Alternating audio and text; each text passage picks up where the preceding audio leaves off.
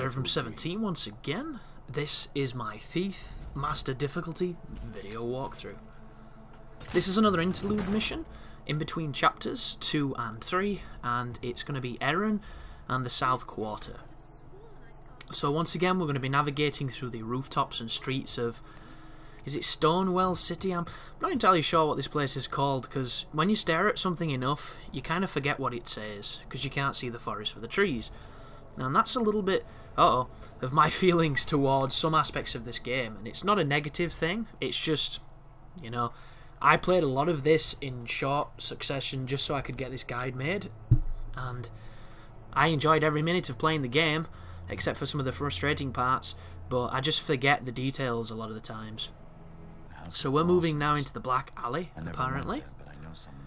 So Stone Market, I think, might be the name of the city or the district. And we're going towards Erin's hideout, which is the lady that escorted us in the prologue who fell from the building. And her hideout's kind of tricky because it's essentially the game introducing you to the concept of traps and how to spot them slash defuse them slash avoid them. And it's a mechanic that for the most works, but when you first play it, it's going to catch you out a lot because it just kind of does.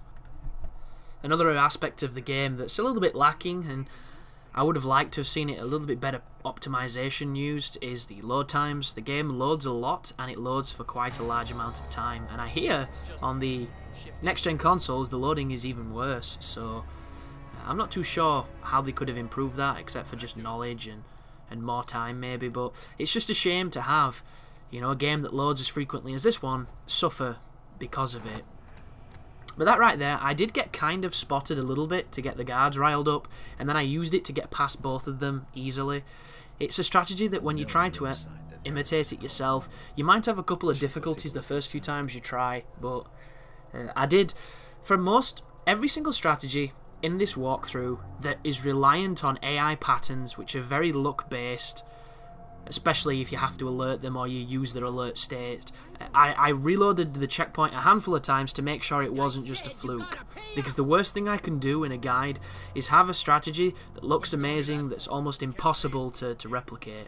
You know, that doesn't help anybody. It's cool to show it and it's cool to know it, but it has to be something that you can reliably try to imitate, or why even make the video?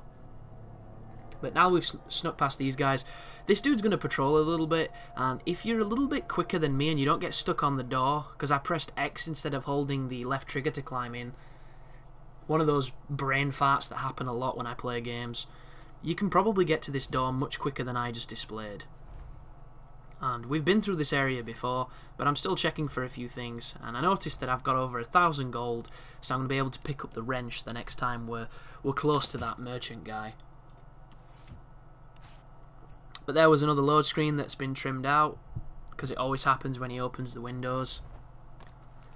And it's just more traversal here, climbing up boxes, climbing up claw, grooves, and just moving across the roofs. The roofs trivialise a lot of the progression through this city hub thing. And it's much needed too, because the streets can be really tricky, especially if you don't know where you're going, because the waypoint is all good and well, but it can take you into some strange places, dead ends, and all kinds of weird things. Like, you'll follow it to a door or a window that you'll sneak into by picking, and then that building will have nothing to do with where you're trying to go, so you need to be super careful. Another thing, if you have the no damage modifier on, you need to really make sure you do not fall from a height that you cannot take, because fall damage is an immediate failure. You know, there's some environmental puzzles coming up later on where you take damage, immediate failure. There's a couple of chase sequences where you're being smoked out of a building, immediate failure if you start coughing. You know, some areas can be incredibly strict because I don't think they realised that those little nuances would affect that modifier so steeply, but they do, so you need to be aware.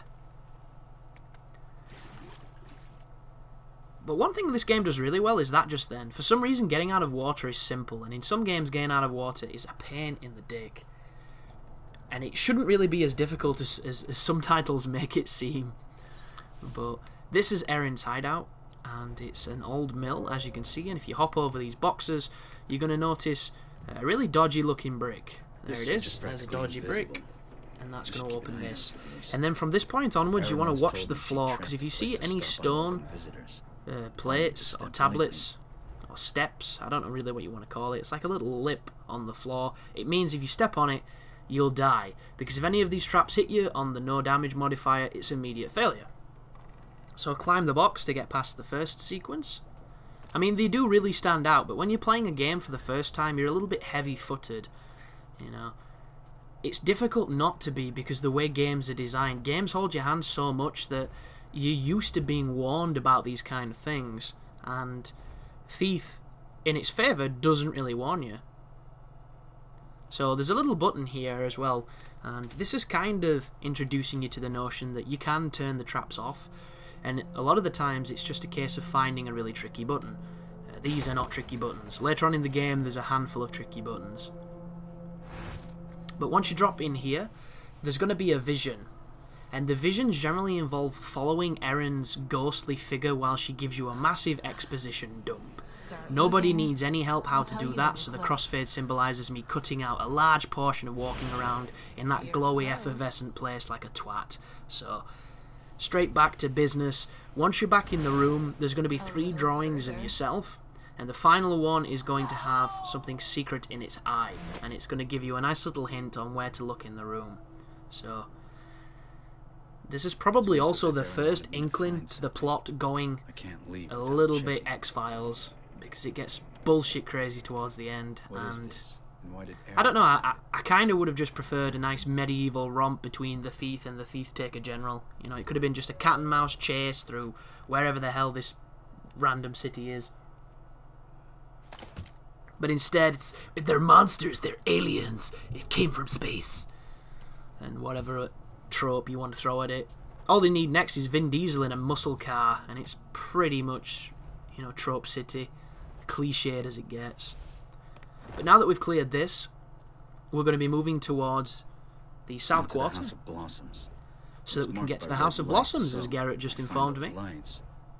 And as it sounds, this is a brothel, so this is the obligatory stealthing mission that involves tits, because what is a stealth game if you can't go to a brothel and see some titties?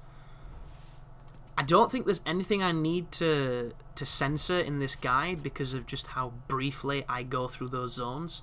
Hopefully I don't get a copyright strike or an obscenity strike or whatever the hell they do with that. Like, I didn't blur out Aphrodite's sex scene in Gears of War 3, and apparently you can get a strike on your channel for that. So I'm dicing with death, but isn't it funny how we can show in full visual graphic content of violence, dismemberment, just the most brutally horrifying deeds that can be done in the most violent video games? Nobody bats an eye. But as soon as we go even remotely sexual, yet our entire species is biologically wired on an imperative to spread our genes by the only way everybody knows how to do it, and that does not involve intravenous needles or bloody fertilization techniques. That's banging. That's, you know, raw dogging, straight up brutal man-on-man action sometimes, woman-on-woman action sometimes, but I don't really understand how that stuff works because it's not really my flavour. But that's what we do, and as soon as it gets in a game, everyone loses their minds. Doesn't make any sense. Hypocrites. But thank you for watching, and you take care now.